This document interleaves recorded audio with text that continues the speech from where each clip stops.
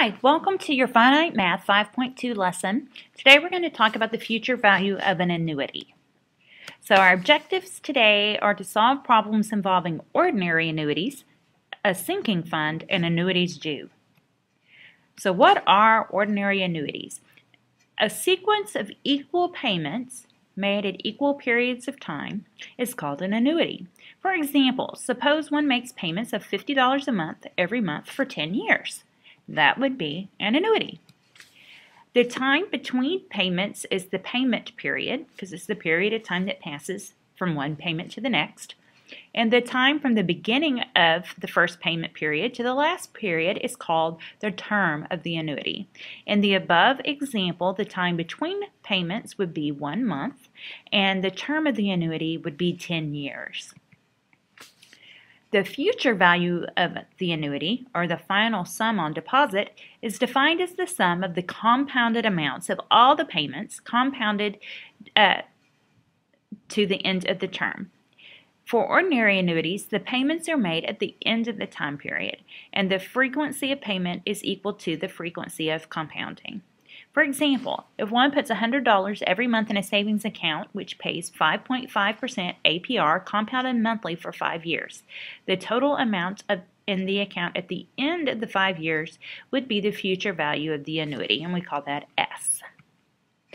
All right, so S is the future value, and it's going to equal R times 1 plus I to the nth power minus 1 over I. Karen Scott is an athlete who believes that her playing career will last 7 years. To prepare for her future, she deposits $22,000 at the end of each year for 7 years in an account paying 6% compounded annually. How much will she have on deposit after 7 years? So we're going to use our formula. So we need to determine what R is, what I is, and I is still R over M, and N is still M times T. So we need to know those things. So R is 22,000. M is 1 because we are compounding annually, so 1 time per year. So I is going to be R, so 0.06 divided by M. So 0.06 divided by 1 is just 0.06. N is equal to M times T, so 1 times a year times 7 years is 7 times that the interest will be compounded.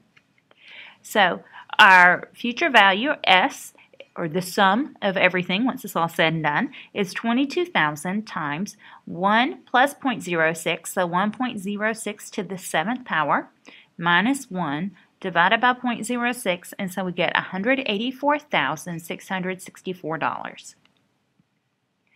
Okay, so let's move on to sinking funds. A fund set up to receive periodic payments is called a sinking fund. The periodic payments, together with the interest earned by the payments, are designed to produce a given sum of money at some time in the future. So you have your goal in mind of how much money you want to have, and then you set up your sinking fund to have that much. So, for example, one may be saving money for a down payment on a car, or one may be investing money in a retirement fund to have money to live on when they are no longer employed. So those are both sinking fund potential ideas. All right, experts say that the baby boom generation, Americans born between 1946 and 1960, cannot count on a company pension or Social Security to provide a comfortable retirement as their parents did. It recommended that they start to save early and regularly. Michael Boise, a baby boomer, has decided to deposit $200 each month for 20 years in an account that pays interest of 7.2% compounded monthly. All right, first we're going to find out how much will be in the account at the end of 20 years, and then we're going to look at another scenario.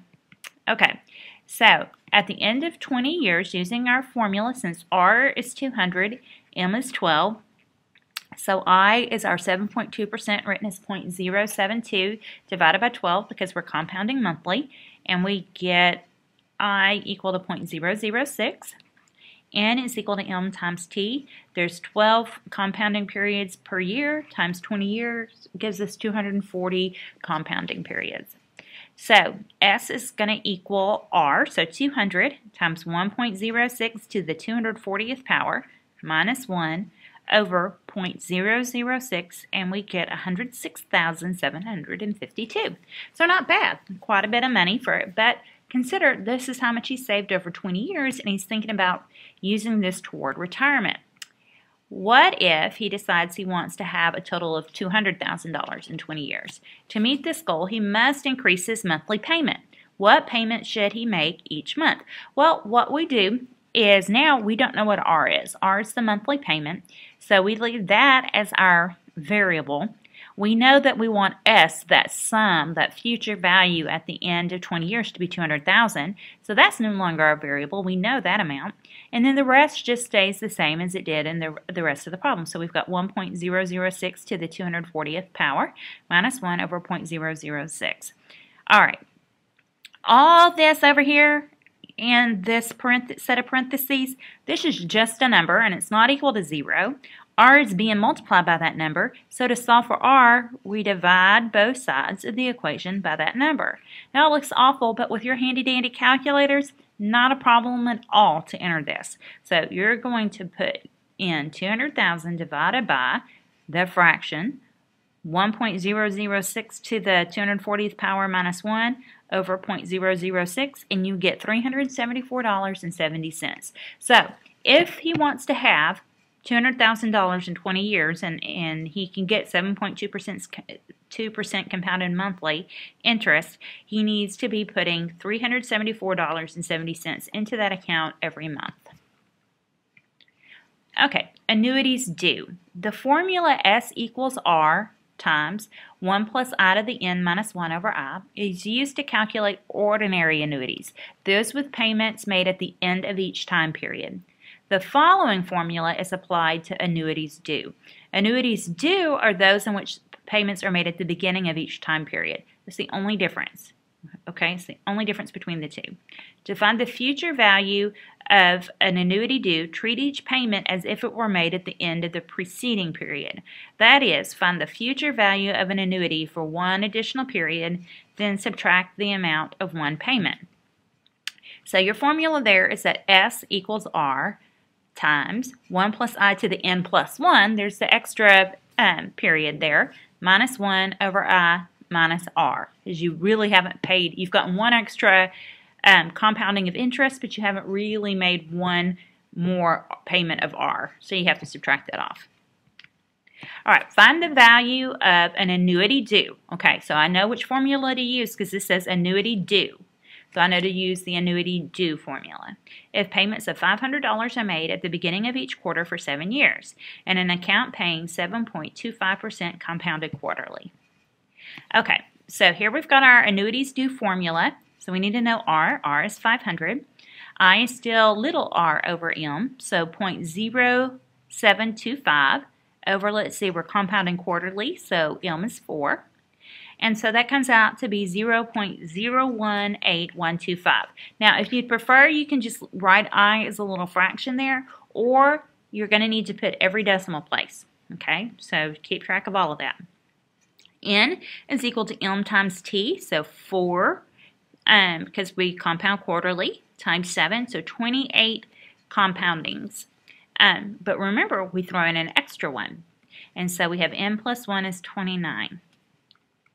So we're going to have 500 times 1 plus 0.018125 is 1.018125 to the 29th power, because it's n plus 1, and then minus 1 all over 0.018125 minus 500. And so we get $18,856.20 after 7 years. Okay, go ahead and try your problems to try on your own. Remember, you don't have to memorize these formulas, you just have to be able to use them. So when you're doing the problems to try on your own, make sure you've got your notes right there where you can see them. If you need to, go back and view part of the video again or come in and see me, but just make sure you get those problems done.